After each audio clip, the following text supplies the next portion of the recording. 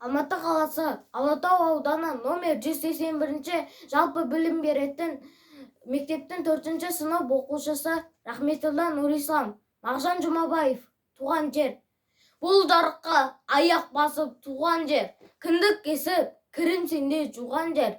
Жасы алтын қайтып келмес күнімде, ойын ойнап, шыбын-шіркей қуған жер. Жаратылдым топырағымнан сен түбім, жалғаны жоқ, бәрі сенен жан тәнім. Сенен басқа жерде маған қараңғы, жарық болар шолпан айым сен күнім. Тәтті суында аузынан еш кетпес, қалың уын қырсуынан жер жетпес.